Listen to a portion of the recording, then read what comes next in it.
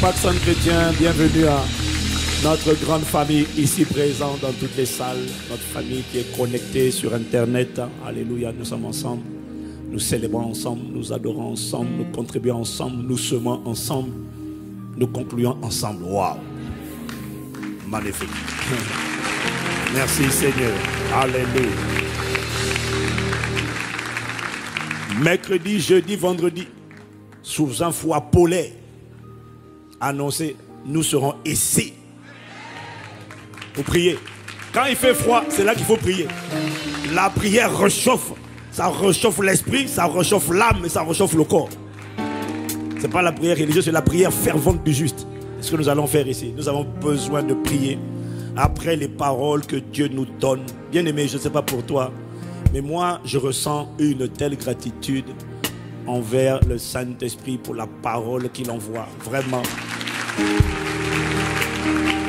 Elle cogne, elle donne des hypercutes, mais elle donne des hypercutes à ta chair et aux démons qui voulaient te contrôler. Elle ne donne pas des hypercutes à ton homme intérieur, à ton esprit. Elle purifie, elle libère ton esprit de tout ce qui voulait empêcher la manifestation du vrai toi. Alors, bénissons Dieu. Soyons reconnaissants. Moi, je sens une profonde gratitude de recevoir des choses que je n'avais pas compris avant, que je ne savais même pas. Semaine après semaine, il enseigne, il révèle. Et il me disait tout à l'heure, bénis Dieu quand la parole est révélée. Voilà, parce que au temps de Samuel, dans 1 Samuel chapitre 3, la Bible dit la parole de l'Éternel était rare en ces temps-là. Et quand la parole de l'Éternel, quand la parole du Seigneur est rare, la vie est rare, les miracles sont rares, les transformations sont rares. Parce que quand la parole est rare, ce sont les ossements desséchés qui prévalent. Dieu ne fait rien sans la parole. La Bible dit, il envoya sa parole et la parole les guérit.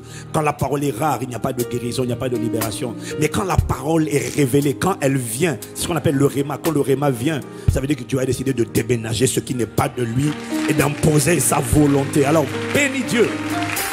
Bénissons Dieu. Amen. Dis Amen avec moi. Nous voulons également rendre grâce à Dieu. Nous voulons rendre grâce à Dieu pour Impact Finance. Première édition d'Impact Finance ici au campus de Paris.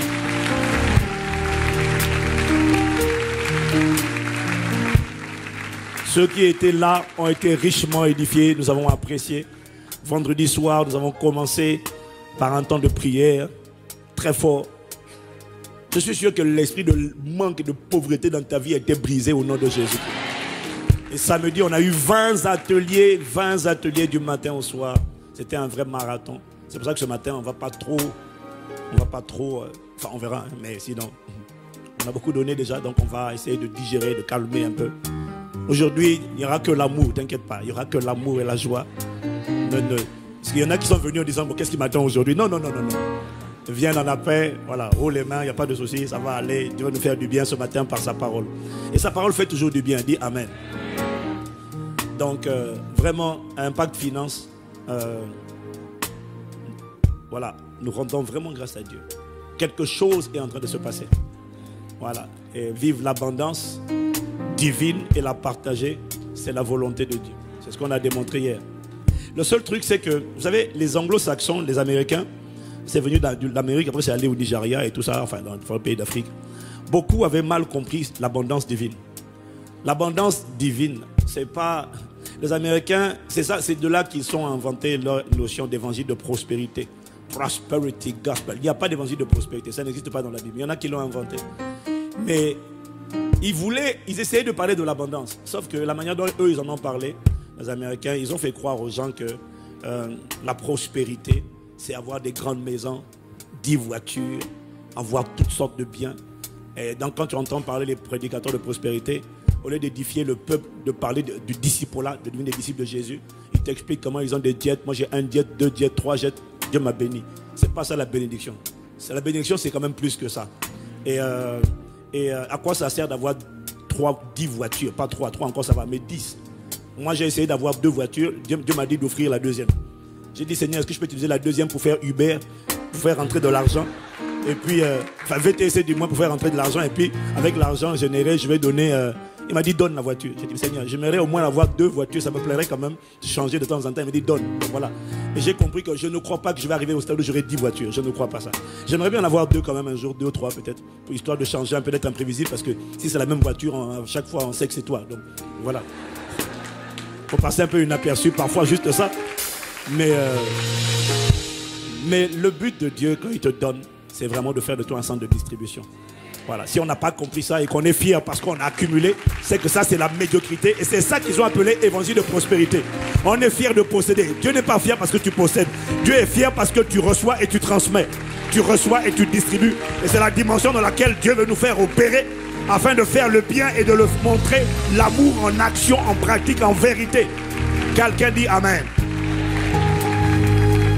C'est de ça qu'il s'agit. Alors Seigneur, merci d'inspirer les paroles de nos bouches, les pensées de nos cœurs. J'ai une dernière annonce avant de vous inviter à vous asseoir. Je l'ai mis tout à l'heure dans les annonces.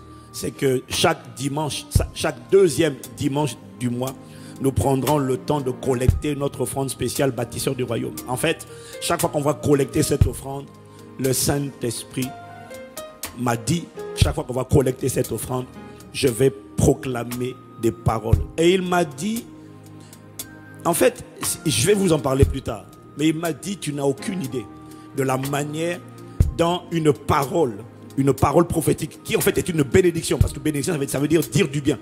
Comment une parole prophétique a le pouvoir de modifier, de changer la trajectoire de la vie des gens. C'est pour ça qu'il faut vraiment comprendre la puissance de la parole prophétique. C'est extraordinaire. Une parole dite à propos, une parole prophétique est une parole qui a le pouvoir de changer ta vie. Et il me montrait ça. Il me dit, quand tu vas collecter l'offrande, même si tu ne la portes pas ce jour-là, parce que tu ne l'as pas encore eu ce jour-là, mais c'est ce 2e dimanche qu'on va prier. Et quand tu vas la porter, ça sera activé sur ta vie. Dis Amen. Mais il m'a donné des paroles terribles. Quand j'ai lu les paroles là, j'ai dit Seigneur, moi-même je suis le premier à donner, parce que ces paroles-là vont s'accomplir. Il m'a dit, tu vas prononcer des paroles pour tous ceux qui auront à cœur de construire ma maison. Ici, à la capitale de la francophonie. Tu vas prononcer, et ce que tu vas prononcer va s'accomplir dans leur vie. Ce que tu vas prononcer va créer quelque chose dans leur vie. Ça va créer une histoire, ça va créer une dynastie familiale. Il m'a dit, tu diras à ceux qui ont à cœur de me construire une maison, moi aussi, je vais leur créer une maison. Il m'a dit ça. Il m'a dit, celui qui a à cœur de me créer une maison. C'est de ça qu'il s'agit. Je vais lui créer une maison. Il n'a pas dit je vais lui acheter une maison. Parce que c'est au-delà des possessions que tu auras sur la terre. Quand il parle de je vais créer, je suis déjà en avance sur le 2e dimanche. Mais ce n'est pas grave, on suit l'esprit. Il m'a dit quand je dis je vais te créer une maison, il m'a dit ce que j'ai dit à David, je le dis à toute personne qui a à cœur de contribuer pour ma maison. Quand il dit je vais te créer une maison, il ne parle pas de je vais t'acheter une maison. Ça c'est juste la première phase. Il dit je vais te créer un nom, une dynastie, une postérité. On va le voir. Et il m'a dit quand ils vont apporter, tu prophétiseras. Waouh, karaba shakatalaba. Waouh. Je vois pas seulement ta vie, mais je vois des destinées mises en orbite pour la distinction, la faveur divine, de génération en génération. Je vois des hommes et des femmes qui vont comme des fusées lancer sur orbite tout ce qui va venir après eux. Comment? Par l'obéissance à une instruction divine. Si tu ne crois pas, reste de côté. Je te garantis que nous serons nombreux. Je ne parle pas à Impact Centre Chrétien Paris. Je parle à tous ceux qui sont connectés à cette famille, tous ceux qui reconnaissent la voix autorité apostolique, la voix prophétique depuis cet autel et qui croient à la parole qui était annoncée.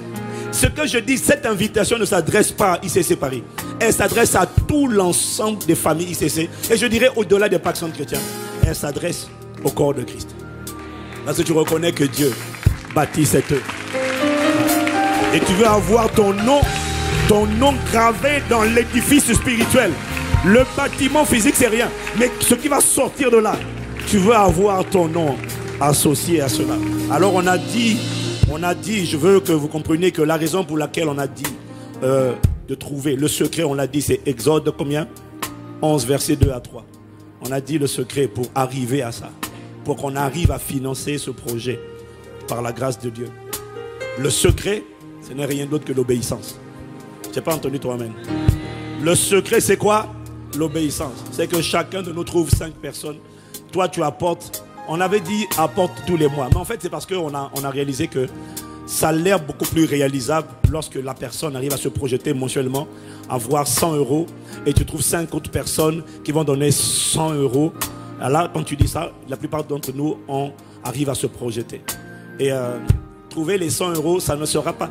On ne te demande pas, alors, il y a ce que toi tu vas apporter, dis Amen. Dieu te donnera la semence pour l'apporter, dis Amen. Et il y a les 5 personnes pour lesquelles tu vas prendre les enveloppes que tu as eues là, aujourd'hui. Si tu ne les as pas, tu les prendras à la fin. Tu vas prendre les enveloppes et on va prier pour ces enveloppes-là tout de suite. Je vais prier pour ça. Et Dieu va te conduire vers les 5 personnes. Si tu arrives et que tu lui parles de ce projet, tu lui dis, est-ce que tu ne veux pas semer? Alors en fait, soit il amène 100 € tous les mois, mais sinon, si il donne 1000 € d'un seul coup, le problème est bouclé, tu le laisses tranquille pour le reste de l'année. Tu vas chercher d'autres personnes. Mais Dieu va conduire tes pas vers les personnes bien disposées. Tu n'as pas à quémander, tu n'as pas à supplier, tu n'as pas à implorer les gens. Non, tu leur dis voilà ce que Dieu est en train de faire. Les banques ne nous accompagnent pas. Nous, on croit que Dieu veut le faire. On va le faire nous-mêmes par la grâce de Dieu. Et on sollicite, on t'invite à faire partie d'une telle dynamique divine. Et on va prier pour toi de manière spécifique. Et Dieu va arroser ta vie de 1000 manières. Quelqu'un me dit Amen. Et donc, on ne va pas aller quémander. Dieu va guider nos pas vers les personnes qui sont disposées. Et à la fin de chaque mois, tu auras trouvé toutes les 5, tu auras rempli les 5 enveloppes.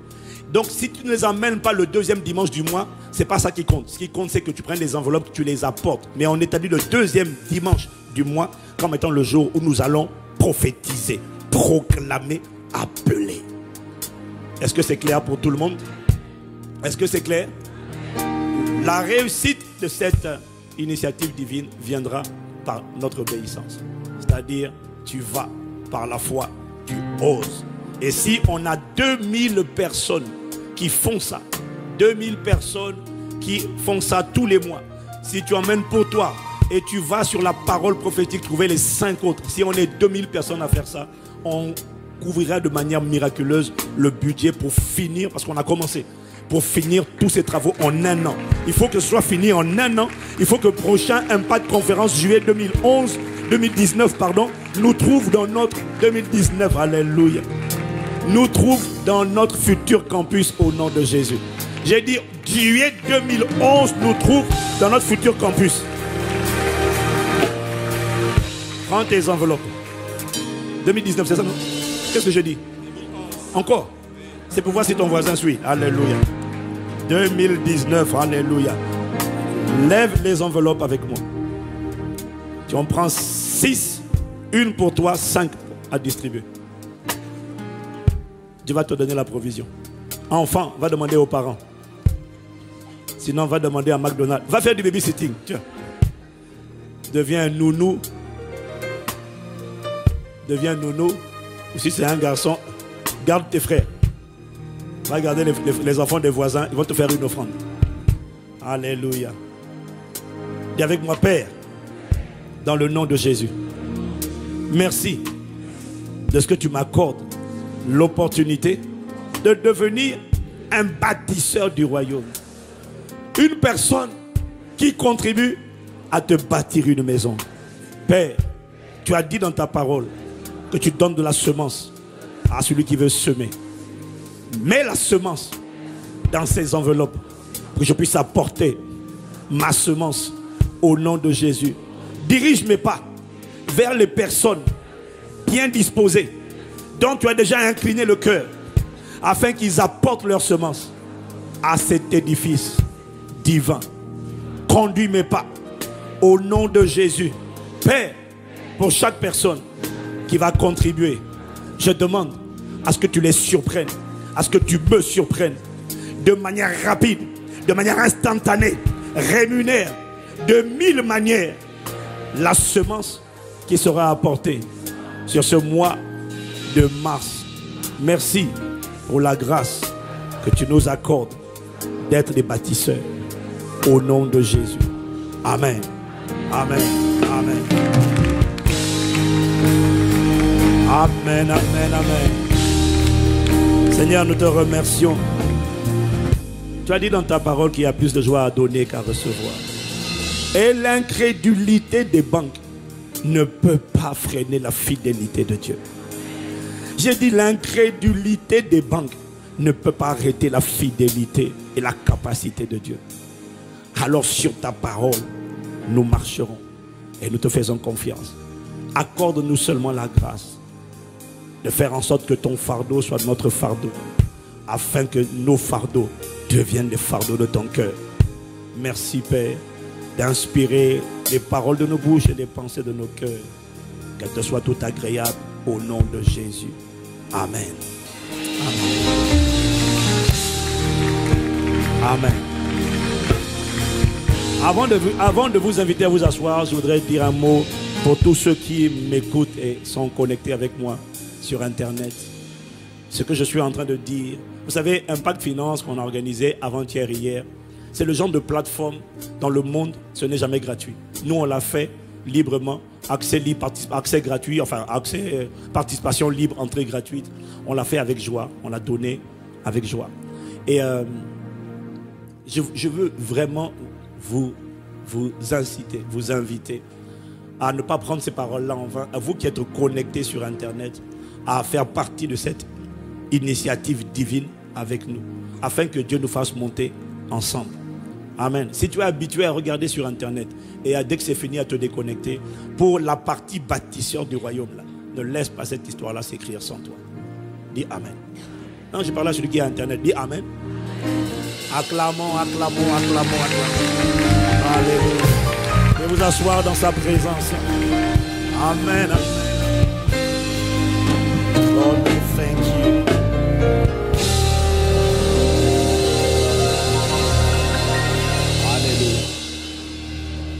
Alléluia. Alléluia. Alléluia. Quelqu'un dit gloire à Dieu.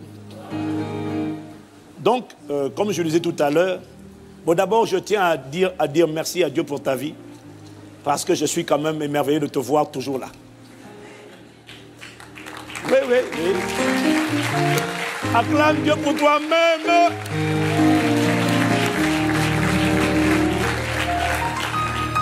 Tu as compris qu'il y a une parole que Satan redoute que tu entendes, c'est la parole sur... Oh, c'est la parole sur... Ah oui. J'ai eu plusieurs témoignages de personnes qui, en venant à l'église, il y a une sœur qui me disait qu'elle est venue au culte, elle est juste allée aux toilettes, et puis elle entend une voix lui dire « Rentre chez toi ». Je dis « Mais pourquoi ? Rentre chez toi, ne reste pas là ». Elle dit « Je ne peux pas rentrer chez moi ». Elle a discuté, elle a contesté, elle dit « Non ». Et puis quand elle est venue s'asseoir, la parole l'a tellement hypercutée, c'est-à-dire tellement cogné sa chair, secoué son âme, qu'elle a demandé à me voir, elle a dit « Je ne peux pas partir sans vous voir ». Elle dit « Cette parole-là, c'était ma vie.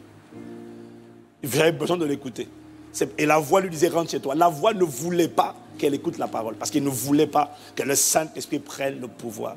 Mais toutes les voix qui veulent te dissuader d'obéir sans renverser, et elles se taisent définitivement au nom de Jésus de Nazareth. Quelqu'un me dit Amen.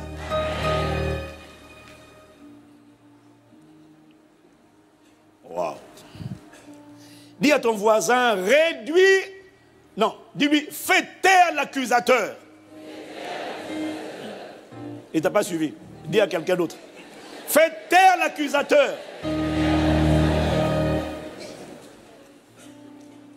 Réduis-le au silence, c'est le titre de mon message. Pourquoi et comment réduire au silence l'accusateur. Donc, aujourd'hui, il n'y aura pas de coup. Aujourd'hui, il n'y a que l'amour de Dieu. Il n'y a que la bonté manifestée à travers un serviteur insignifiant. Mais tu ne souris pas? Non, parce que je sens ton voisin dire, bon, je vais à l'église, mais qu'est-ce que je vais encore entendre là-bas? C'est pour ça que je suis émerveillé que tu sois là. Ça veut dire que tu aimes la vérité. Tu sais que ça fait mal, mais tu aimes la vérité. Quand Dieu te dit d'obéir, c'est pour ton bien. Quelqu'un dit Amen. Mais je tiens à vous dire, bien-aimés, que alors que... Parce que j'ai écouté, je disais à ma femme, j'ai le message de vendredi à Impact Finance, là, et même la semaine dernière, je reconnais que vraiment il y a une onction là, de feu là, d'autorité quand je parle là. Mais après quand je descends, je dis Seigneur, c'est un peu comme les prophètes dans l'Ancien Testament, quoi. Il vient et puis il interpelle le peuple. Il dit ainsi parle le Seigneur, repentez-vous. Et puis quand il descend, il dit Seigneur, D'abord, moi je ne suis pas meilleur que les autres. Seigneur, tu as été un peu dur là. Mais je sais que tout ce que je dis, c'est ce qu'il fallait que je dise. Mais, Seigneur, c'était dur. Mais je sens le Saint-Esprit me dire, c'est pas dur pour ton homme intérieur. C'est dur pour ton âme. Parce que ça fait longtemps qu'elle a absorbé des choses comme des poisons. Et ces poisons doivent être vomis. Parce que je veux déverser un feu sans précédent et manifester une version de toi sans précédent. Et si ton âme est trop chargée, elle ne peut pas arriver à destination. Voilà, il faut que le joug de la désobéissance soit détruit dans nos vies au nom de Jésus. Quelqu'un me dit Amen. Donc, tu vois, quand je parle comme ça, je tiens à te dire que tout ce que je dis, je le dis avec une extrême humilité. Je ne me sens pas supérieur à toi, mon frère ou ma soeur. Je ne me sens pas meilleur. La Bible dit, si nous sommes debout, c'est uniquement parce que la grâce de Dieu nous garde debout. Et donc, je suis reconnaissant à Dieu parce qu'il nous garde debout. Mais nous savons que ce ne sont pas nos efforts et notre capacité humaine qui nous gardent debout. C'est la grâce qui nous porte, qui nous transporte et qui nous soutient et qui continuera de nous porter au nom de Jésus. Et je déclare que la même grâce parle dans ta vie, elle te garde debout et tu ne trébucheras plus, tu ne tomberas plus au nom de Jésus. J'ai dit, tu ne tomberas plus au nom de Jésus. Et si tu tombes, tu te relèves instantanément au nom de Jésus. Quelqu'un me dit un meilleur amen. Voilà. Ne crois pas que quand je dis certaines choses, je les dis avec un sentiment de supériorité. J'ai dit encore avant-hier, je l'ai dit au 3e culte. Et il y en a qui savent, il y en a qui ne savent pas. Mais je prends plaisir à le redire. En fait, nous tous, à un moment donné ou à un autre de notre vie, nous avons été victimes de ce piège dont nous parlions la semaine dernière. Ce piège du tentateur qui consiste à nous dire, quand nous avons désobéi à Dieu, que ça va quand même aller. Alors tu vois, moi j'ai dit que quand je me suis marié avec mon épouse, quand on était fiancés, je me suis marié en janvier 99, je n'avais jamais embrassé mon épouse sur la bouche, même pas, jamais. Parce que je croyais, je craignais Dieu. Et tous les deux, pas seulement moi, nous tous les deux, nous avions la crainte de Dieu, la révérence de Dieu. Et nous croyons à la sainteté. Une fois que j'ai dit ça, il faut que tu saches aussi l'autre partie. C'est que malgré tout, je suis quand même tombé dans ce piège du tentateur qui consiste à entendre et à croire à cette voix qui te dit, ça va aller. Parce que c'était à un moment donné dans nos fiançailles, c'était vers le début, mais ça n'a pas duré longtemps, ça n'a même pas duré une semaine, même pas quelques jours. C'est qu'à un moment donné, juste dans notre cheminement, tu sais, bon voilà, alléluia. Non, il faut être transparent, dis amen, non? Je peux dire, hein? Quand tu as fait 4 ans et demi sans toucher la moindre femme, le jour où tu redécouvres une femme, j'ai eu la pensée de juste contempler comme Adam est allé au-delà, de toucher, mais je n'ai pas touché, j'ai touché, attends, laisse-moi dire, oh, mais allons, oh.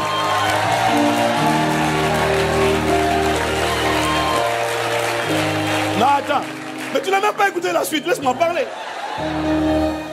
Dans notre phase de fiançailles, pendant quelques jours, j'ai touché les parties du corps qui ne sont... Alors, tu sais, il y a des parties du corps que... Attends d'abord, il y a des parties du corps chez l'homme... Voilà, qu'est-ce que j'essaie de dire? Les parties qui ne sont pas... Il y a des parties qui distinguent la femme de l'homme. Ça, je n'ai pas touché. Moi, j'ai touché les mains, le dos. Je n'ai pas touché... J'ai touché les parties communes, pas les parties qui différencient. Parce que j'avais un niveau de crainte de Dieu qui m'empêchait de toucher les parties qui différencient. Mais même en touchant les parties qui différencient, les parties communes. Là. Et puis en plus, je faisais des bisous sur la joue. Mais rien que ça, je me sentais troublé. Je sens que... Mais, quand j'essaie de penser, ma conscience me dit... Je dis, oh, la voix me dit, ça va aller. Tu es dans l'exploration, il n'y a rien, là, regarde. Ça coûte quoi, là? Tu n'as rien fait. Le dos, le bras, l'épaule, il n'y a rien. Mais je n'étais pas à l'aise. Jusqu'à ce que, quelques jours après, une sœur m'appelle et me dit, Yvan, ça va? Oui, ça va. Tu es sûr? Je dis, oui. Pourquoi? J'ai vu ton lit, la moitié de ton lit blanc, l'autre moitié souillée. dit souillé pourquoi? Ça là, frotter là. Il y avait ça grattait le dos. J'ai voulu gratter. J'ai voulu le frotter un peu là. C'est ça que souillait. Donc ça là, ça souillait mon lit. La moitié de mon lit. J'ai dit, ouais. J'ai eu la conscience de ce qu'on appelle la sainteté de Dieu. Mais donc Dieu est vraiment exigeant. Hein? Quand il dit pas touche, c'est pas touche. Hein? Quand il dit pas touche, c'est pas touche un peu. C'est pas touche. Et ça m'a tellement choqué. Je disais, à partir d'aujourd'hui, main gauche, main droite, fire. Mais Dieu merci parce que j'avais, à partir de ce jour-là, ma femme et moi on craignait Dieu. C'était pas que moi, tous les deux. Et à partir de ce jour-là, nos rendez-vous de fiançailles étaient des rendez-vous d'une extrême sainteté et piété.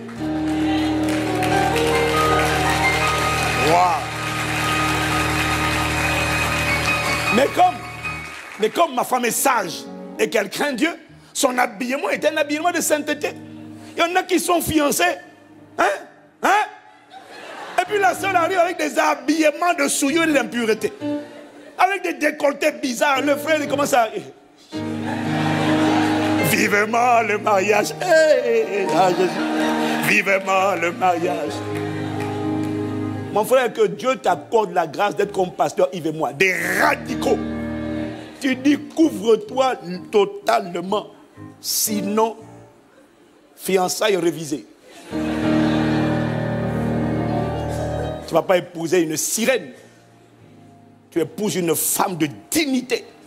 Couvre-toi. Tu n'as pas besoin de montrer le corps pour l'attirer. Tu n'as pas besoin de montrer le corps pour donner envie. Non. Il doit avoir la beauté intérieure.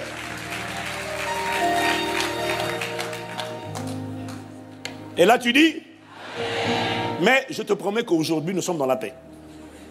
Aujourd'hui on est ensemble, on est détendu. Quelqu'un me dit amen.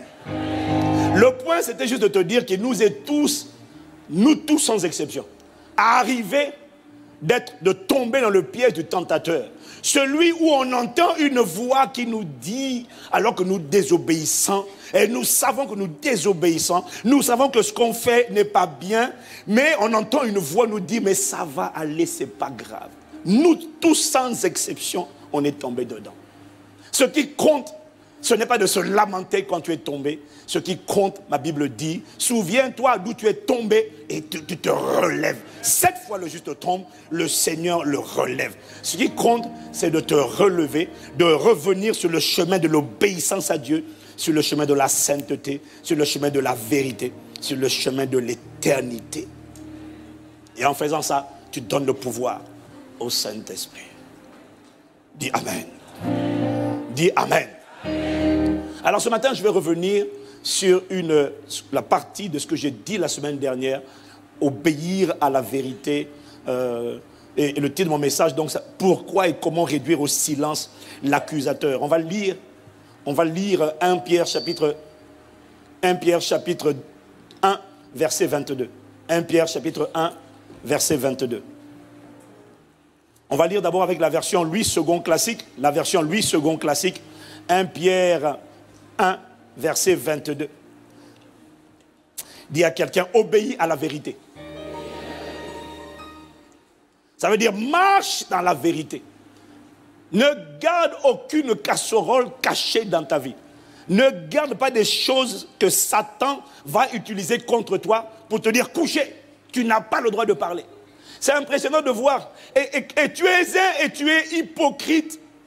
Tu es hypocrite lorsque tu sais que tu n'es pas irréprochable, mais tu fais comme si tu l'étais. Moi, j'ai vu des gens qui commettent l'impudicité, la masturbation, et tu oses aller chasser un esprit d'impureté sexuelle.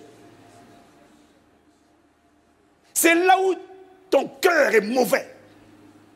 Parce que quand tu es dedans, la moindre des choses, c'est de te recuser. Si tu vois qu'on est en train de chasser un esprit d'impudicité, au moins, recule. Dis bon, allez, chassez-le. Mais quand tu fais preuve d'audace, ce n'est pas de l'audace, c'est de l'hypocrisie, c'est de la fausseté. De venir devant. Moi, j'ai vu ça. J'ai entendu parler d'histoires comme ça. Au nom de Jésus, l'esprit sort. L'esprit dit, mais toi, mais toi, tu pratiques ça. Le démon commence à déballer l'affaire, l'histoire de la personne devant les autres frères qui sont en train de prier. Tu vas t'humilier devant un démon. Le démon dit, toi, tu veux me chasser? Alors que toi et moi, on est ensemble. On fait les mêmes choses et toi tu veux me chasser. Tu es qui? Tu n'es pas qualifié. Parce que quand tu ne marches pas dans la vérité, tu n'as pas d'assurance. Tu n'es pas qualifié. Mais tu seras désormais qualifié au nom de Jésus. 1 Pierre 1, verset 22. Ayant purifié vos âmes en obéissant à la vérité, pour avoir un amour fraternel sincère, aimez-vous ardemment les uns les autres de tout votre cœur. Quelqu'un me dit Amen. Regarde ce qu'il dit. Ayant purifié vos âmes en obéissant à la vérité. Il me dit qu'en obéissant à la vérité, en choisissant de marcher dans la vérité, en choisissant de ne plus avoir des dossiers cachés que le canard enchaîné du royaume des ténèbres tient à ton sujet, en choisissant de les exposer, il dit que tu es en train de purifier ton âme. Or, l'âme, c'est le moteur de la prospérité. Bien-aimé, je sais que tu prospères à tous égards et sois en bonne santé, ainsi que prospère l'état de ton âme. Donc, quand tu purifies ton âme, tu vomis les choses, les poisons de fausseté, de mensonges que Satan t'avait emmené à emmagasiner à l'intérieur. Quand tu les vomis, tu permets au Saint-Esprit de remplir et à un feu d'une nouvelle intensité d'être déversé dans ta vie. Voilà pourquoi je te garantis qu'avant la fin de cette année, tu verras une manifestation de puissance et d'autorité dans ta vie que tu n'avais jamais vue. Si c'est ton cas, tu dis Amen. Version, on va le dire avec la version Nouvelle Bible Seconde. Nouvelle Bible Seconde, NBS. Il dit, comme vous vous êtes purifiés par l'obéissance à la vérité.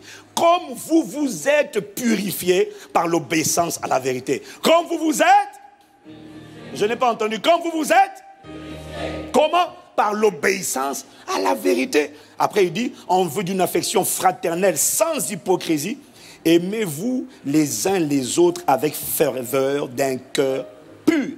Donc, ça signifie que obéir à la vérité purifie ton âme et la délivre de toute forme d'hypocrisie. Et te permet alors du coup d'aimer sincèrement, fraternellement les frères et les sœurs d'un cœur pur, sans hypocrisie. Obéir à la vérité. La vérité c'est celle-ci, c'est que quand tu caches des dossiers, quand tu as des choses que tu n'as pas avouées, tant que tu as des choses que tu caches, il y a un esprit de mensonge qui est assis dans ta vie. Cet esprit de mensonge va pervertir tes sentiments, il va pervertir tes émotions, il va pervertir ton jugement, il va pervertir ton discernement. Quand tu caches des choses, tu ne peux pas avoir une relation basée sur la sincérité, la confiance, la vérité avec les gens. Même quand tu dis « je t'aime de l'amour du Seigneur », il y a quelque chose de faux. Quand tu caches, c'est-à-dire que quand tu ne marches pas dans la vérité, ça veut dire que tu choisis la fausseté et le mensonge. Quand tu choisis la fausseté et le mensonge, tu auras du mal à avoir des relations sincères. C'est ce qu'il est en train de dire. Des relations mutuelles d'amour. C'est pour ça que quelqu'un qui cache des choses à son conjoint, que tu n'as pas avoué, la relation de couple ne sera jamais épanouie. Oui ou non? On ne sait pas pourquoi, mais déjà toi-même, quand tu mens, tu sais que les menteurs ont tendance à croire que tout le monde ment. Donc un menteur, quand quelqu'un lui parle avec sincérité, il est toujours suspicieux. Est-ce que quelqu'un me suit? Marche dans la vérité. Le Saint-Esprit m'a dit de te dire ceci. En obéissant à la vérité, tu verras une nette différence dans tes relations avec les autres. Si tu es marié, tu verras une nette différence dans ton couple. Ouais. Peut-être qu'au début, il va y avoir un choc, mais quand ça sera apaisé, et ça le sera, parce que la miséricorde parlera, tu verras une nouvelle dimension de complicité, une nouvelle dimension de confiance, une nouvelle dimension, un climat apaisé. Que ce soit ton partage au nom de Jésus. J'ai dit que ce soit ton partage au nom de Jésus. En obéissant à la vérité, vous vous êtes purifiés. Et cette semaine a été la purification pour plusieurs âmes. Un nettoyage qui n'a jamais eu lieu depuis ton enfance. Parce qu'il y a des choses depuis ton enfance qui étaient enfouies et par lesquelles Satan te tenait. L'esprit de peur t'intimidait. À partir d'aujourd'hui, parce que tu as dit ces choses, désormais le sang de Jésus les a effacées et tu marcheras avec assurance. S'il te rappelle ton passé, toi rappelle-lui son futur. Quelqu'un dit Amen. Tu lui dis que toi, ton futur, c'est l'enfer. Le passé que tu me rappelles est un passé qui n'est plus enterré, qui a déjà été exposé, qui a été pardonné, qui a été délaissé. Et la miséricorde a surabondé. Elle surabondera dans nos vies au nom de Jésus. J'ai dit, elle surabondera. Obéir à la vérité, c'est ça le point de mon message, surtout c'est celui-là où je veux venir. Obéir à la vérité va réduire au silence l'accusateur de ta vie qui t'accuse devant Dieu jour et nuit. Il y a un passage dans le livre d'Apocalypse, qui parle du jour, qui nous envoie vers la période où Satan sera précipité du ciel, où il ne pourra plus rester au ciel, où il sera précipité sur la terre. On le trouve dans Apocalypse chapitre 12, verset 6 jusqu'au verset 11. Apocalypse 12, verset 6 ou verset 11. Dis à quelqu'un, fais taire l'accusateur. Ouais. Tu vois, ce passage-là, beaucoup l'ont lu, beaucoup l'ont commenté dans différentes prédications. Mais je veux te dire comment le Saint-Esprit m'a fait lire ce passage-là hier et avant-hier. Je n'avais jamais compris de cette manière.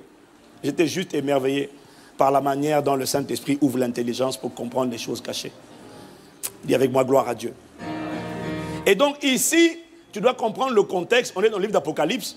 Et il dit, quant à la femme, elle s'enfuit dans le désert où Dieu lui avait préparé une place afin d'y être nourrie pendant 1260 jours. Et ici, en fait, Jean est en train de décrire la période de la grande tribulation. Après, il y a le passage 7 que beaucoup connaissent, où il dit, il y eut alors une bataille dans le ciel. Michel et ses anges combattirent contre le dragon. Le dragon et ses anges, c'est-à-dire l'armée des démons, combattirent aussi. Mais ils ne furent pas les plus forts et il n'y eut plus de place pour eux dans le ciel. Si tu me suis, tu dis Amen. Tu dis Amen. Il n'y eut plus de place pour eux dans le ciel. Cette scène-là n'a pas encore eu lieu.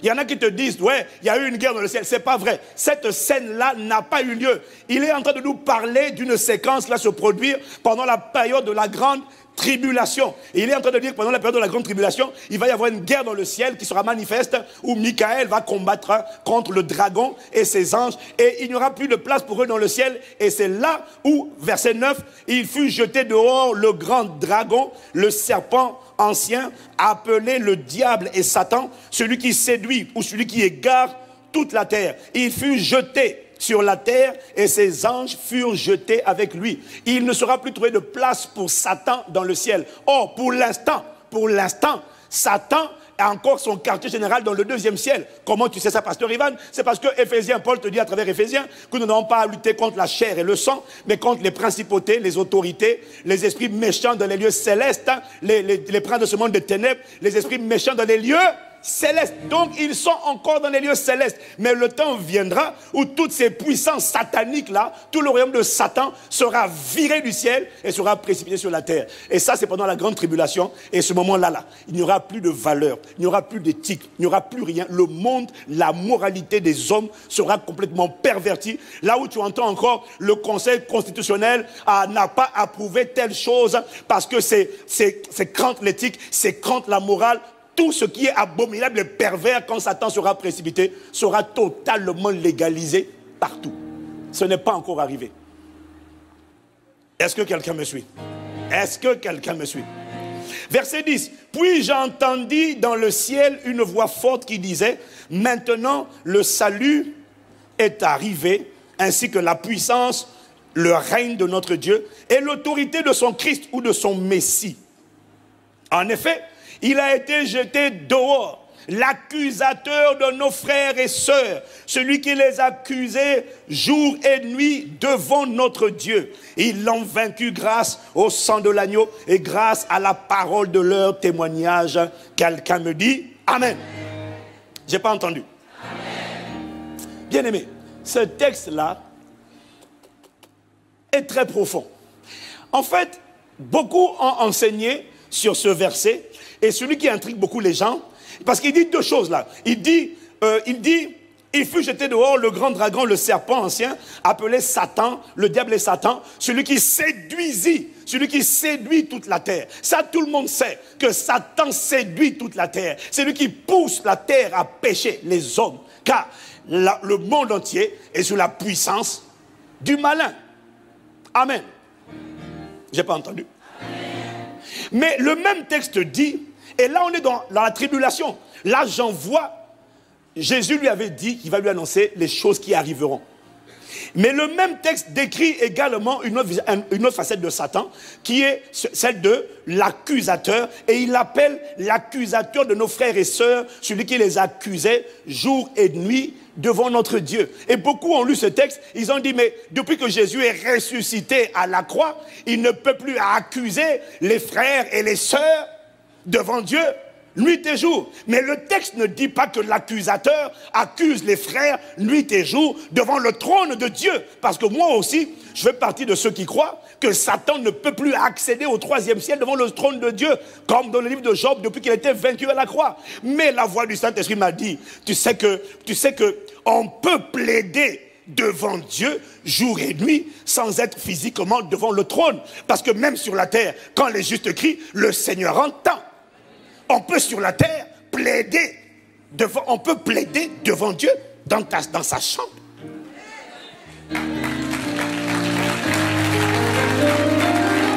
Alors, il y a quelque chose de très important ici que il m'a dit de nous partager. Parce que Paul dit de ne pas ignorer les desseins du diable. Comment il opère. Est-ce que quelqu'un me suit? Et il y a une différence entre le serpent, le diable et l'accusateur. Si tu me suis, dis Amen. Et il m'a dit, celui qui plaide contre vous, les enfants de Dieu, celui qui appelle le jugement, parce que quand on accuse afin d'obtenir une condamnation. Si tu me suis, dis Amen. Il m'a dit, tu dois comprendre, celui qui plaide contre vous, devant Dieu, jour et nuit, ce n'est pas le serpent. Ce n'est pas le diable, c'est l'accusateur.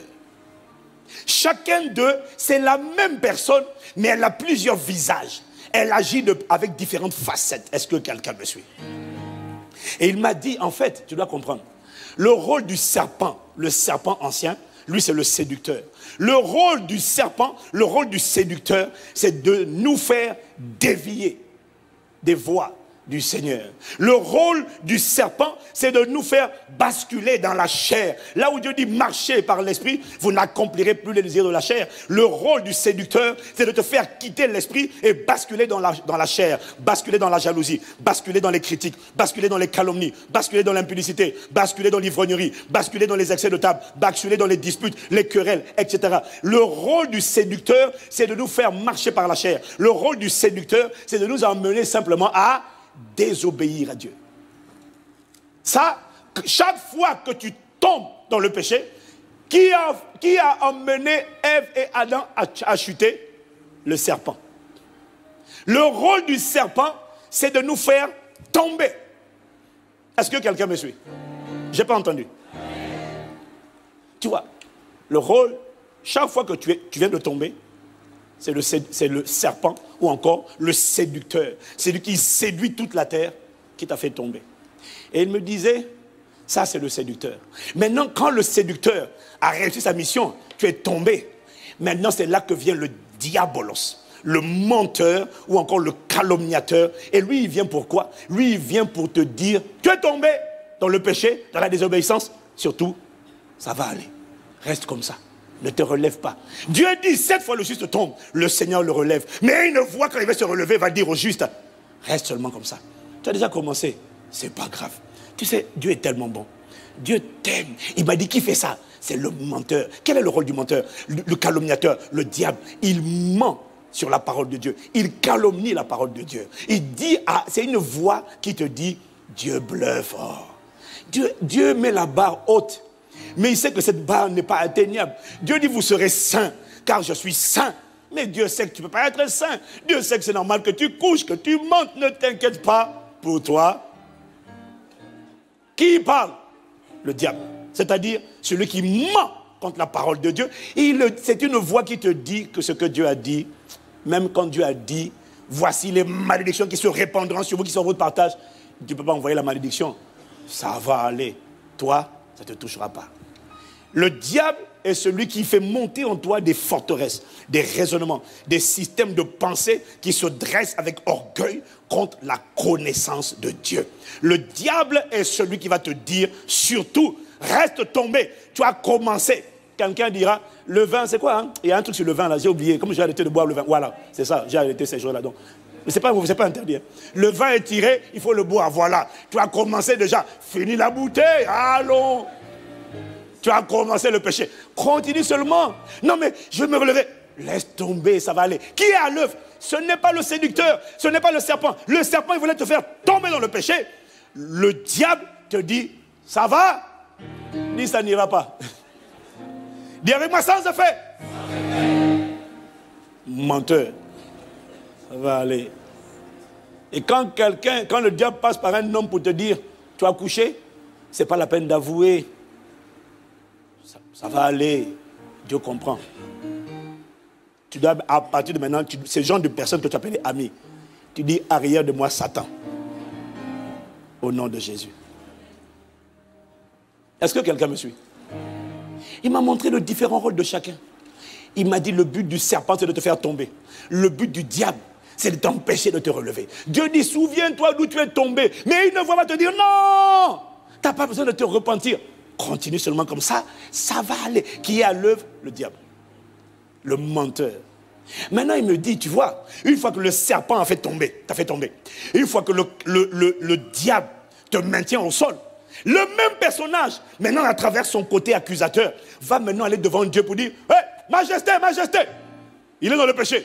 C'est le même gars qui t'a dit qu'il t'a fait tomber, c'est le même gars qui te console en te disant, reste dans le péché, et celui maintenant qui va dire à Dieu, envoie le feu, regarde, j'ai le droit de lui envoyer mes démons. J'ai le droit de l'affliger. J'ai le droit de l'accabler. J'ai le droit de détruire son futur. Pas son salut, mais son futur. Parce que j'ai le droit de mettre ma main. Puisqu'il m'obéit, il ne t'obéit pas. Il m'obéit. J'ai le droit de mettre ma main sur lui et de contrôler la trajectoire de sa vie et de polluer son futur et de détruire sa postérité. J'ai le droit. Qui fait ça? L'accusateur. C'est celui qui se tient ici. Il dit, il se tenait devant Dieu. Et jour et nuit, il accuse les frères et les sœurs. Alors, il y en a qui vont te dire, et moi-même j'ai écouté ça, c'est impossible, pasteur Rival. Qu'est-ce que tu es en train de dire? Tu es en train de contredire la parole de Dieu. C'est impossible que l'accusateur m'accuse devant Dieu jour et nuit. Puisqu'il est écrit dans Romains 8 au verset 1, il n'y a désormais donc aucune condamnation pour ceux qui sont en Christ. Mais, pasteur, tu te contredis. Non, je ne suis pas encore allé là-bas, frère, n'affiche pas encore à l'écran. Garde ça, alléluia. Voyez, ça là, faut m'écouter attentivement là. C'est une séduction terrible. Ce texte dit que le serpent séduit. L'accusateur accuse les frères et les sœurs devant Dieu, jour et nuit. Pourquoi il accuse? Pour obtenir la condamnation. Mais l'accusateur est malin. L'accusateur, c'est le procureur. Et quelqu'un va dire, mais on ne peut pas m'accuser, puisque j'ai été, il n'y a plus de condamnation pour ceux qui sont en Christ. Est-ce que quelqu'un me suit? Donc, il y en a qui vont s'appuyer sur ça, pour te dire, sur Romains 8, verset 1, pour dire, Satan ne peut plus t'accuser devant Dieu. Le Saint-Esprit m'a dit, c'est faux. Satan peut t'accuser, pas devant le trône, mais de là où il est là, il a le droit de t'accuser et d'obtenir ta condamnation. C'est ce que je vais te montrer. Alors, d'où vient le problème? En fait, le problème vient des versions Louis II. Il y a une différence entre Romains 8, 1, dans le texte original grec, et puis le texte Louis II. Est-ce que quelqu'un me suit? Parce que le texte exact, et tu vas prendre King James, le roi Jacques, tu vas prendre toutes les versions anglaises, la plupart des anciennes traductions, mettent en fait, exactement, je l'ai trouvé, mais c'est dans second révisé. Ce n'est pas dans le second classique. Parce qu'il dit, en réalité, ce texte, la phrase, là, il manquait une phrase dans Louis II. Je ne peux pas expliquer pourquoi ils ont enlevé. Mais ils ont enlevé. Mais Louis II révisé a gardé. Remets à l'écran maintenant. Louis II a gardé. En fait, littéralement, ce texte ne dit pas « Il n'y a donc aucune condamnation pour ceux qui sont en Christ ». Non. En fait, le texte dit littéralement, c'est ce que dit Louis II révisé, « Il n'y a donc maintenant aucune condamnation pour ceux qui sont en Jésus-Christ ». Mais c'est pas tout. Qui marche, non, selon la chair, mais selon l'esprit. Ah, cette précision, elle a été enlevée. Ça a été enlevé. La phrase ne s'arrêtait pas là. La phrase ne dit pas « Il n'y a plus de condamnation pour ceux qui sont en Jésus-Christ ». Parce que de manière factuelle, de manière honnête, tu connais beaucoup de chrétiens que le diable condamne. C'est-à-dire, quand on dit condamnation, c'est quoi? La condamnation à mort, ça veut dire quoi? Ça veut dire que Satan dit « Moi et mes œuvres ». On a le droit légal de l'affliger. J'ai le droit d'envoyer des démons. J'ai le droit, parce que j'ai le droit de l'affliger avec des maladies. J'ai le droit de contrôler ses enfants avec les démons de peur, les démons de dépression, avec les esprits de pornographie. J'ai le droit. Et la réalité, même quand on est né de nouveau, c'est qu'on voit beaucoup de chrétiens dans la vie souffrent à cause des œuvres du diable. La postérité est dominée par Satan, malgré le fait que tu sois né de nouveau. Quand tu regardes sincèrement, tu sais que tu peux être en Christ. Mais les œuvres du diable sont en train de te réclamer, de te poursuivre. Si tu me suis, tu lèves la main seulement. Hein? Et il faut remettre tout le texte. Il n'y a plus de condamnation pour ceux qui sont en Christ. C'est-à-dire ceux qui sont en Christ et qui sont conduits par l'Esprit et non pas par la chair. Ceux-là, il n'y a plus de condamnation. Mais ceux qui marchent selon la chair, ils ne peuvent pas dire qu'il n'y a plus de condamnation. Le verset n'est pas bien dit, c'est pas vrai. En effet, la loi de l'esprit de vie en Jésus-Christ m'a affranchi de la loi du péché de la mort. C'est vrai, mais avant ça, il n'y a plus aucune condamnation pour ceux qui sont en Christ et qui marchent non selon la chair. Ceux qui ne sont pas contrôlés par l'amertume, par la pornographie, par l'impudicité, par la jalousie, par l'amertume, par les querelles, les disputes, les rivalités, les jalousies, les calomnies. Ceux-là, il n'y a plus de condamnation. Mais pour les autres, ceux qui sont charnels, ma Bible dit que le péché est domicilié dans la chair. Ceux qui sont charnels, toutes les œuvres de la chair, toi et moi, on sait que ce sont des péchés qui commencent par les pensées, qui se traduisent par des actes. Dis amen si c'est vrai. Or, le salaire du péché, c'est la mort. Romains 6, 23. Donc, quelqu'un qui est charnel, la mort, les œuvres du diable, les oppressions, les tourments, les afflictions démoniaques ont le droit légal de dire, parce que le péché attire l'odeur de la mort. Les démons, Satan a le droit de dire, Satan dit, j'ai le droit. Parce que la mort attire. Le péché, attire Satan. Si tu me suis, tu dis, je te suis. Réfléchis, bien-aimé. Tu vois, quand on n'a pas compris ça, on croit qu'il n'y a plus de condamnation. Satan ne peut pas me toucher. Si. Il peut te toucher sans problème, sans difficulté. Et les faits te le prouvent. Ta vie te le prouve. On peut ouvrir une porte à Satan qui était fermée.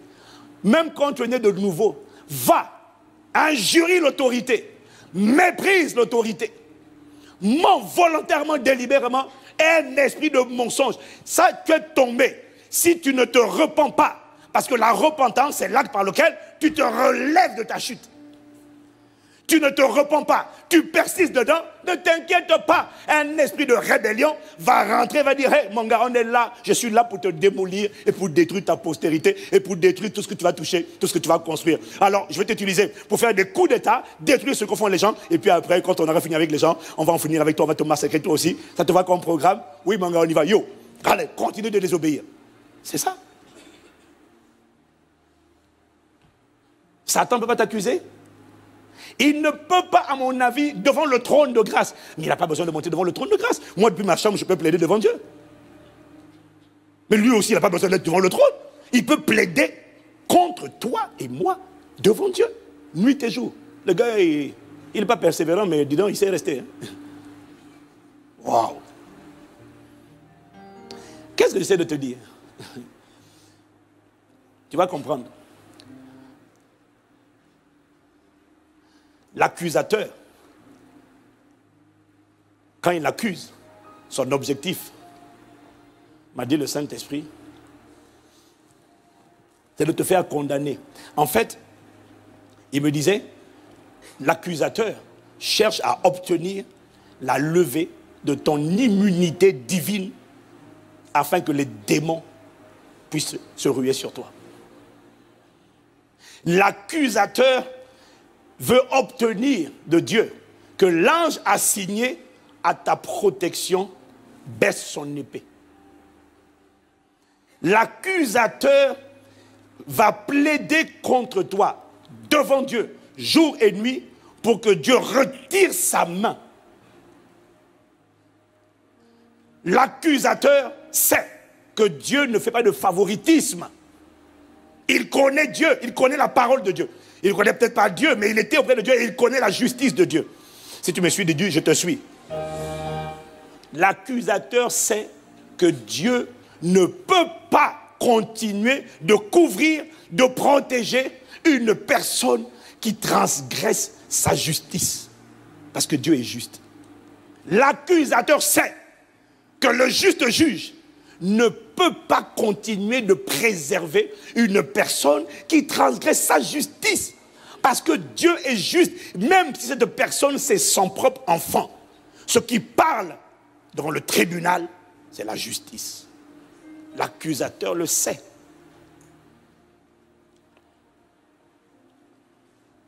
Est-ce que quelqu'un me suit? L'accusateur va tout faire pour que la parole que Dieu a prononcée se retourne contre toi et te juge. C'est pour ça que Jésus dit, dans le passage qu'on a lu la semaine dernière, c'était dans le livre de Jean, c'était au chapitre 12, versets 47 à 48, quand Jésus dit, si quelqu'un ne garde pas ma parole, ce n'est pas moi qui le juge. Je suis venu pour juger, pas pour juger le monde, mais pour le sauver. Celui qui vous juge, ce n'est pas moi, c'est la parole que j'ai prononcée. Est-ce que quelqu'un me suit un peu ce matin?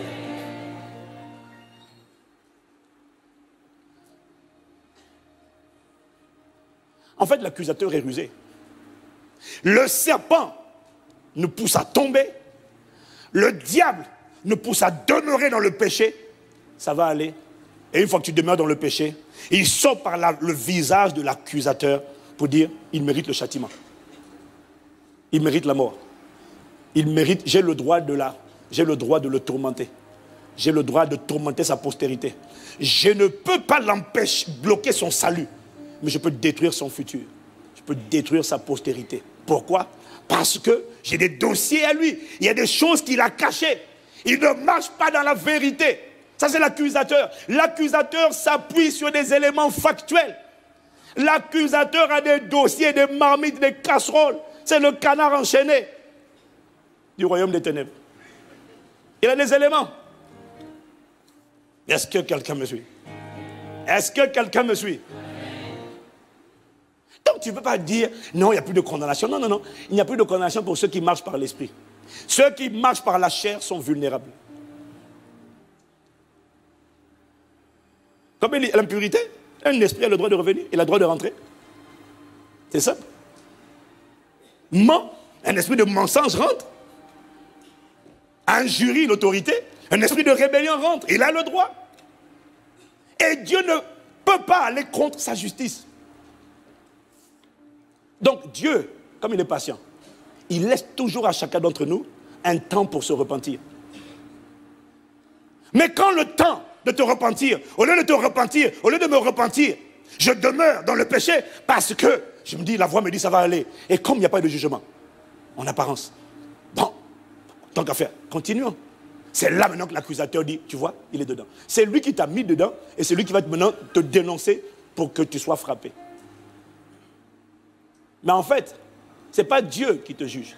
C'est la parole que Dieu a prononcée qui te juge. C'est la justice qui parle.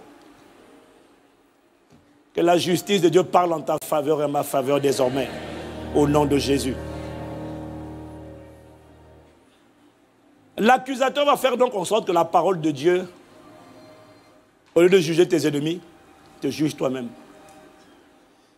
Mais l'accusateur est impuissant lorsque ses charges sont irrécevables. L'accusateur, son dossier est vide lorsque les éléments qu'il présente sont irrecevables.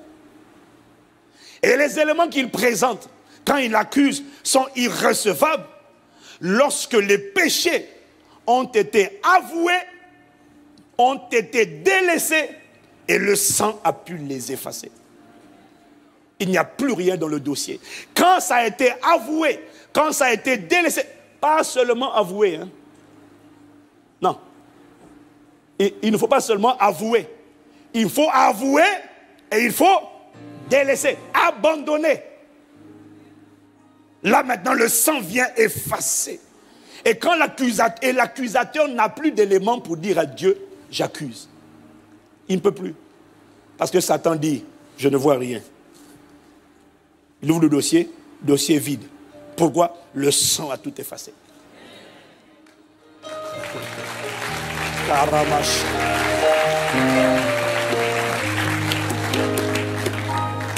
Voilà pourquoi le Saint-Esprit nous dit dans Proverbe 28, verset 13, bien-aimé. Celui qui cache ses transgressions ne prospère pas. Celui qui les avoue et les délaisse obtient miséricorde. Celui qui les avoue et les délaisse obtient miséricorde. La seule façon de réduire au silence la voix de l'accusateur contre ta vie, c'est d'avouer, de délaisser, et ainsi tu vides le casier. Tu vides le casier judiciaire devant la cour céleste de justice et il n'a plus rien sur quoi s'appuyer. C'est pour ça que Dieu dit, ne cache pas. Dis. Peut-être que quand tu vas dire aux hommes, ça va te valoir des pénalités, des sanctions, des tensions, mais au moins le casier est vidé et Satan n'a plus d'emprise. Et ce que nous allons faire, c'est que là où tu as choisi, tu as accepté de dire la vérité et tu as décidé de délaisser. Parce qu'il faut que je te dise une chose. Délaisser le péché, délaisser la désobéissance, c'est d'abord une question de détermination. Tu n'es pas trop faible pour délaisser, c'est faux. La raison pour laquelle tu n'arrivais pas à te débarrasser d'un péché, c'est parce que tu le cachais. Le jour où tu l'exposes, tu avoues. Là où l'esprit t'intimidait. Comment peux-tu chasser un esprit d'impudicité alors que tu commets l'impudicité? Mais quelle folie! Esprit d'impudicité, sors de ma vie. Bon, je vais quand même pratiquer tes œuvres. Mais tu n'as pas de pouvoir. Tu as de l'assurance lorsque tu as renoncé à ces œuvres. Délaisser un péché, c'est une question de détermination. Même s'il y avait un esprit qui te poussait à le faire, le jour où tu l'exposes et où tu avoues, la main qu'il avait sur toi est ôtée. Quand on va prier pour toi, l'esprit va partir. C'est ce qui va se passer cette semaine. Le Saint-Esprit va restaurer les vies. Il va restaurer la santé. Il va restaurer la vie professionnelle. Il y a beaucoup de choses qui étaient bloquées à cause de ta désobéissance qui seront restituées, rétablies, restituées, renouvelées à cause de ta décision d'obéir.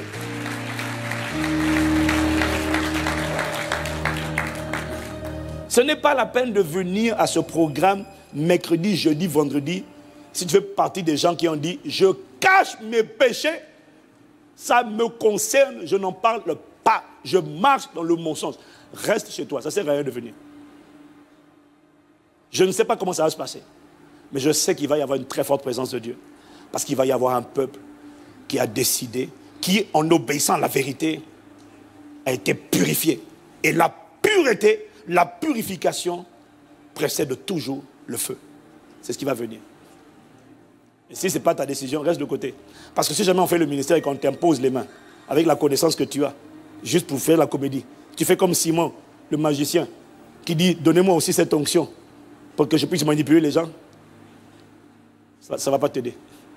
Ça ne va pas t'aider. Seigneur, merci pour cette parole. Accorde-nous la grâce de ne plus ignorer les desseins du diable. Chaque fois que je suis tombé, le séducteur m'a piégé. Chaque fois que je suis maintenu, je suis demeuré dans le péché, dans la fausseté, le mensonge. J'ai été victime d'une attaque du diable, du calomniateur, du menteur, qui m'a fait croire qu'il n'y aurait pas de conséquences à la désobéissance. Je te demande pardon. Je te demande pardon. Pardon d'avoir donné à l'accusateur les armes, les dossiers pour m'accuser. Parce que je n'ai pas voulu avouer. Parce que j'ai caché mes transgressions. Parce que je n'ai pas décidé de les délaisser.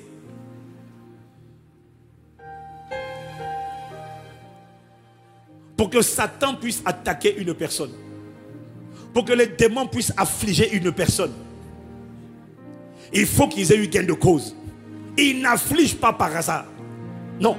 Pour que les démons puissent affliger, tourmenter, harceler, oppresser, il faut qu'ils aient eu gain de cause. Dieu ne peut pas, Dieu est juste. Il ne peut pas permanemment défendre une personne qui transgresse la loi. Voilà pourquoi il dit à vous et délaisse. Ainsi le dossier est purifié.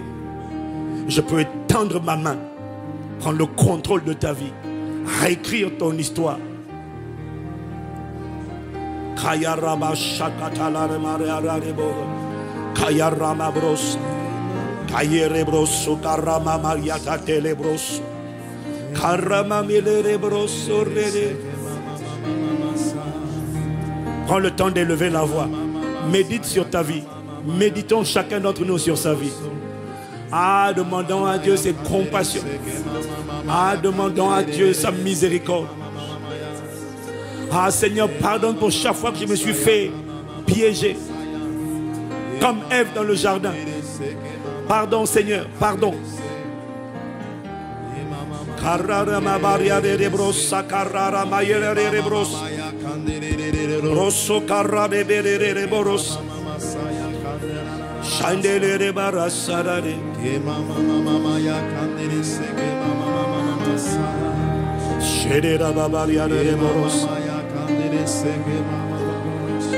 Comme vous vous êtes purifié par l'obéissance à la vérité. Ta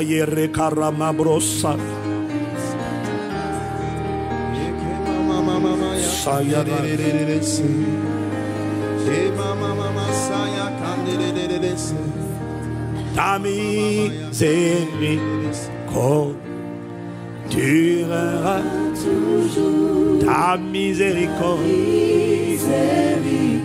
Lorsque je décide de me relever, tout ce que tu as besoin de faire, c'est de quitter le chemin de la désobéissance à Dieu, de revenir à ton Père, de revenir à la parole de Dieu.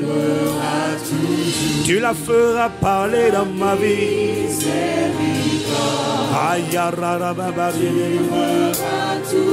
Non, non, non, ce n'est pas fini. Tant que tu n'as pas dit que c'est fini. Lorsque j'humilie devant toi le peuple que tu as fait, lorsque j'humilie devant toi les vases que tu as fait, tu te souviens d'avoir compassion.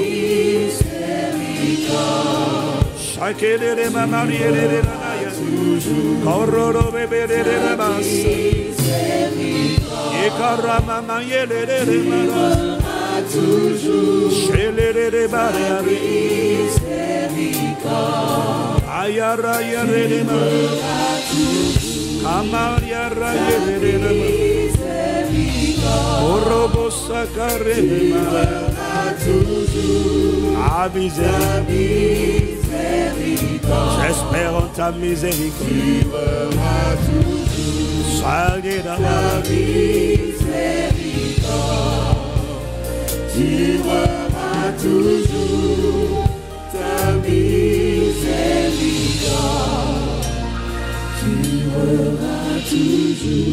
Bien-aimé, le Seigneur envoie cette parole.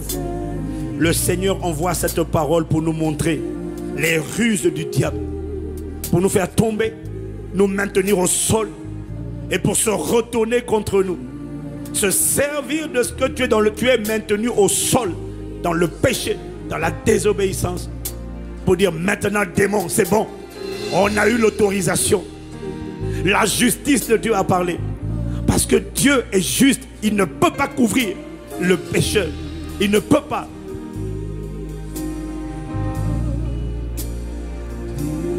Mais merci.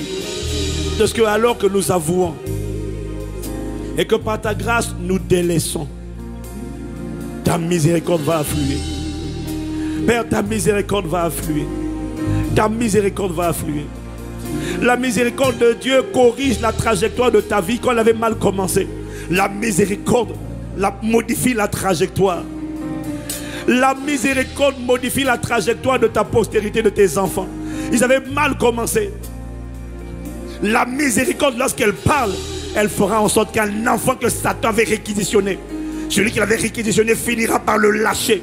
Parce que la miséricorde libère la puissance de Dieu. La miséricorde libère la capacité de Dieu. La miséricorde n'est pas automatique. La miséricorde exige une repentance sincère. Et la miséricorde exige la prière. Tu peux te repentir, mais il faut aller implorer. La miséricorde a besoin de prière. Voilà pourquoi nous serons là en prière. Parce que tu peux abandonner, tu peux délaisser, mais pour que la miséricorde vienne, il faut invoquer, il faut implorer. Voilà pourquoi nous serons là pour implorer la miséricorde. Et tu n'imploreras jamais assez la miséricorde. Jamais. Parce que plus le cas est grave, plus les dommages sont sérieux, plus les dommages sont profonds, plus il faut insister et insister, implorer le Dieu de miséricorde, afin qu'il fasse surabonder sa miséricorde et sa grâce pour sortir ma vie, pour sortir mon foyer, pour sortir mes enfants, pour sortir ma destinée du puits de la destruction. Ce n'est pas avec une prière de 5 minutes. Il va falloir prier, implorer, s'humilier, supplier, tout exposer. Jusqu'à quand? Jusqu'à ce que sa miséricorde se manifeste. Merci, parce que la parole que tu envoies, tu ne l'envoies pas pour nous condamner, tu l'envoies pour nous interpeller, tu l'envoies pour nous faire arrêter de nous séduire nous-mêmes par des faux raisonnements. Tu l'envoies cette parole parce que tu veux nous faire récolter ta miséricorde. Tu veux que des vies mal commencées puissent bien finir. Tu veux que l'emprise de Satan soit brisée et que la main du Seigneur soit sur nous pour bâtir nos vies et pour nous mener vers notre destination. Christ pleinement formé, révélé dans notre génération. Merci, parce que tu es le Dieu de la énième chance. Cette fois le juste trompe, tu es celui qui le relève. Cette semaine, à ceux qui décident d'entendre, d'écouter et d'obéir à cette parole, en marchant dans la vérité désormais, en marchant dans la transparence. Père, merci pour les relations apaisées. Merci pour les relations de confiance restaurées. Merci parce que dans l'église, on verra la manifestation d'un amour fraternel pur, d'un amour fraternel sincère, d'un amour fraternel sans hypocrisie. Dans l'église, on verra la manifestation de la pureté de l'amour. Jusque-là, il y avait beaucoup d'hypocrisie, il y avait beaucoup de que Dieu te bénisse. Mais dès lors que tu mens, ton Dieu te bénisse, c'est un mensonge. Tu ne sais même pas pourquoi, mais il y a quelque chose de toi qui ment, qui est faux. Et les autres le sentent. Les relations sont perverties, sont polluées. Mais j'annonce la restauration de relations de confiance, de relations de sainteté, de relations de piété, de relations pures, vraies. Un amour nouveau. Et l'amour est la plateforme du miraculeux. L'amour est nécessaire parce que la foi agit par l'amour. Là où il n'y a pas d'amour, la foi n'a pas de puissance. La foi n'a pas d'injection. Il faut le turbo. La foi a besoin du turbo, de l'injection. Et c'est l'amour qui donne de la vigueur, de la vitalité à la foi. Ma Bible dit l'amour est agissante par la foi. Là où il n'y a pas d'amour, la foi manque d'activation. La foi toute seule n'opère pas. Elle a besoin de l'amour. L'amour a besoin que l'hypocrisie s'en aille, que la pureté et la sincérité et la vérité soient dans les cœurs, soient assises dans les cœurs.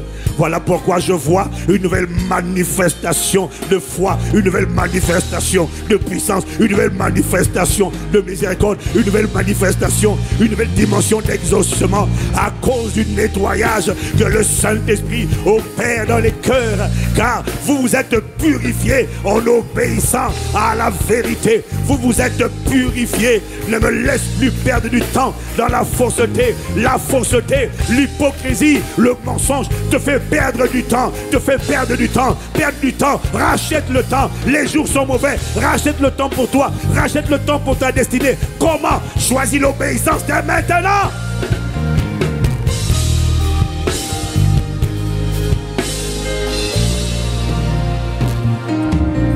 Seigneur, merci. Merci pour ta présence. Merci pour ta parole.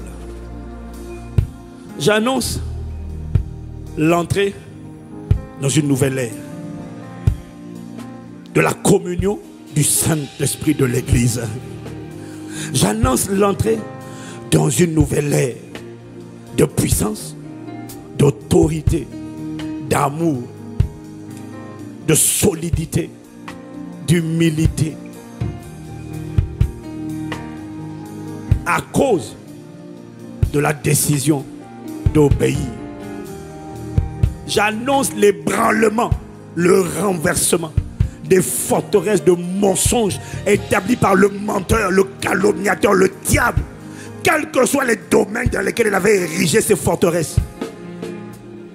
J'annonce l'ébranlement et le renversement de ces forteresses sataniques de mensonges au nom de Jésus. J'appelle le triomphe de la vérité.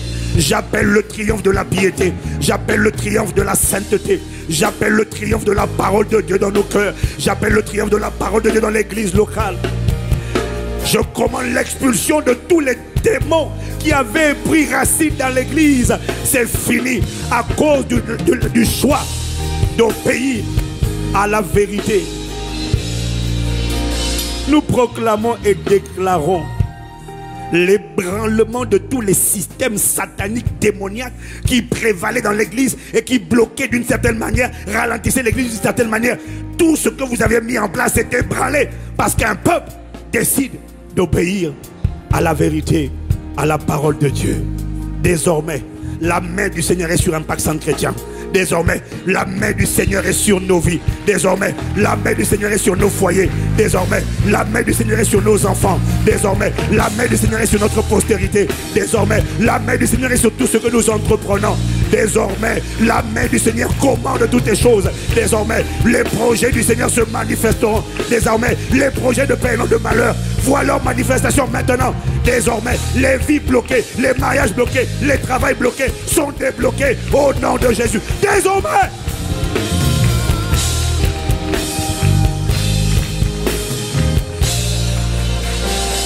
à cause de la décision d'obéir, de serrer ta parole et de rejeter et de renverser les forteresses du diable. Merci. Le Saint-Esprit me dit de te dire que, à cause de ça, une nouvelle autorité spirituelle va t'être conférée. Une nouvelle puissance va sortir de toi.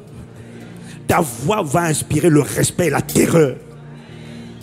La création entendra le son de ta voix. Je ne sais pas quand, mais je vais sceller ces paroles-là par une imposition des mains. Je ne sais pas quand. Je vais attendre la direction. Mais il y a un temps où je vais devoir imposer les mains à tout le monde pour sceller cela. Mais uniquement à ceux qui ont choisi le chemin de l'obéissance. Aux yeux des hommes, ça ne sera pas simple au début. Mais la miséricorde parlera en ta faveur. Accepte de moissonner juste pendant un temps les conséquences de ta désobéissance. Mais ça ne durera pas longtemps. Car sa colère ne dure qu'un instant. Mais sa miséricorde, sa bonté, son amour dure toute ta vie. toute la vie.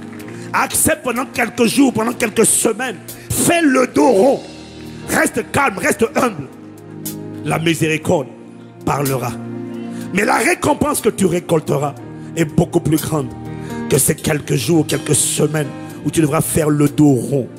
Je ne sais pas à qui je parle, mais sa miséricorde ne te lâchera pas.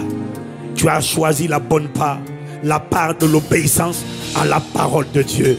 Et tu ne seras pas confondu lorsque tu as choisi la bonne part.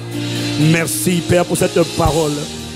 Oh merci pour un nouveau départ, pour une nouvelle ère, une nouvelle dimension, une nouvelle autorité, une nouvelle puissance. Merci pour un nouveau peuple. Au nom de Jésus le Christ Père, nous t'avons ainsi prié ce matin avec action de grâce. Amen, amen, amen, amen. Amen, amen, amen, amen. Amen, amen, amen.